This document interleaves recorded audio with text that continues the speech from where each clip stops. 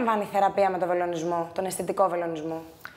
Καταρχήν, μπορούμε να κάνουμε θεραπεία για ρητίδες, για την ανόρθωση του προσώπου, για τη βελτίωση την υφή του δέρματος, για την ακμή, για βελτίωση των μαύρων κύκλων και για το είδημα κάτω από τα μάτια. Έτσι, οπότε μπορούμε να αντιμετωπίσουμε το πρόσωπο σαν σύνολο ή και το λαιμό, αναλόγως στο τι χρειάζεται ο κάθε άνθρωπος. Κάνοντας αισθητικό βελονισμό, χρησιμοποιούμε τους αρχαίους κλασικούς τρόπους της αρχαίας κινέζικης ιατρικής, όπου τοποθετούμε βελόνες στο σώμα, σε συγκεκριμένα σημεία, έτσι, τα οποία ονομάζονται μεσημβρινή κατά των αρχαίων Κινέζων. Μεσημβρινή δηλαδή? Η μεσημβρινή είναι κανάλια ενέργειας, όπου τοποθετώντας τη βελόνα κινείται η ενέργεια ή chi, όπως ονομάζεται στα κινέζικα, και έτσι έχουμε την αναπαραγωγή είτε ορμονών, είτε κυτάρων ή οτιδήποτε χρειάζεται το σώμα μας για την αυτοίαση. Το ίδιο συμβαίνει και για την αντιγύρανση. Παρομοίως, οι βελόνες αυτές ενεργοποιούν διάφορα συστήματα στον οργανισμό μας, έτσι ώστε να προετοιμαστεί για την θεραπεία του προσώπου ή του λαιμού που μετά στη συνέχεια θα γίνει με την τοποθέτηση βελόνων. Άρα πρόκειται για διπλή θεραπεία όταν μιλάμε για αισθητικό βελονισμό ή cosmetic acupuncture, όπως το λένε στην αγγλική γλώσσα. Και αισθητικό βελονισμό μπορούν να κάνουν σε κάθε ηλικία, έτσι. Δηλαδή και στις νεαρές ηλικίες που έχουν και θέμα με ακμή, που τα προκαλεί και το άγχος, όλα αυτά, νομίζω ότι μπορούν να φτιάξουν πάρα πολύ φυσικά την επιδερμίδα τους και να τον ενεργοποιήσουν από το εσωτερικό προς το εξωτερικό. Ακριβώς. Για να βγει φυσικό αποτέλεσμα. Ακριβώς με αυτόν τον τρόπο ο βελονισμός για αισθητικούς λόγους είναι ακόμα καλύτερος όταν προλαμβάνουμε την αιτία ή τα σημάδια του χρόνου, έτσι, όπου και οι έφηβοι μπορούν να το χρησιμοποιήσουν για την Σε μικρή ηλικία νομίζω έχει και περισσότερο θεμάτων να φτιάχνει το κολαγόνο, να γίνει ανάπλαση δέρματος, πολύ πιο εύκολα. Πιο εύκολα και έτσι έχουμε και διατήρηση του αποτελέσματος. Και προλαμβάνει φυσικά. Ακριβώς. Και μπορούμε να αντιμετωπίσουμε, όπως μπορεί να έχουν οι νέοι άνθρωποι, μαύρους κύκλους ή ειδήματα κάτω από τα μάτια και την ακμή, όπως είπατε πολύ σωστά. Βέβαια, όμως, αυτό δεν σημαίνει ότι δεν μπορούμε να το χρησιμοποιήσουμε και σε πιο ηλικιωμένα άτομα, με πιο βαθιές ρητίδες ή με πιο χαλαρό δέρμα. Χρησιμοποιείται με πάρα πολύ καλά αποτελέσματα και επιτυχία.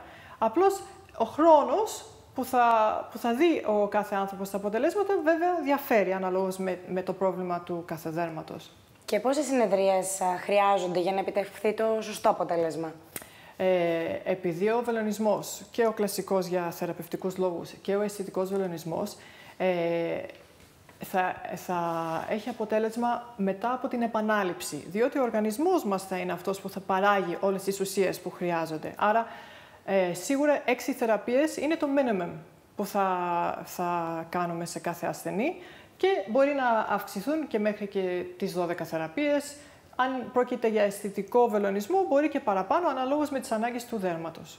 Και το αποτέλεσμα θα είναι μόνιμο ή θα χρειαστεί κάποια επανάληψη μετά από κάποια χρόνια? Το αποτέλεσμα είναι μόνιμο, αλλά βέβαια, όπως γνωρίζουμε όλοι, είμαστε εκτεθειμένοι στην ατμοσφαιρική ρύπανση, σε βλαβερές τοξίνες, σε ανθυγιεινές τροφές.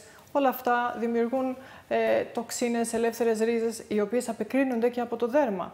Οπότε, αυτά όλα θα προκαλέσουν ξανά τη δημιουργία ρητίδων και τη χαλάρωση του δέρματος. Οπότε, εμείς συστήνουμε κάθε 2 μήνες να γίνονται 2 επαναληπτικές θεραπείες. Και για την ανόρθωση του λαιμού, αλλά και για την χαλάρωση του προσώπου και για τις μικρές ρητιδούλες. Επίσης, μπορεί κάποιος πιο ηλικιωμένος άνθρωπος να κάνει κάθε 6 μήνες εκ νέου έναν κύκλο θεραπείων για να έχει συνεχόμενα αποτελέσματα και να μην χάνει αυτό το αποτέλεσμα της λάμψης του προσώπου που έχει αποκτήσει. Ο αισθητικός βελονισμός λειτουργεί προληπτικά.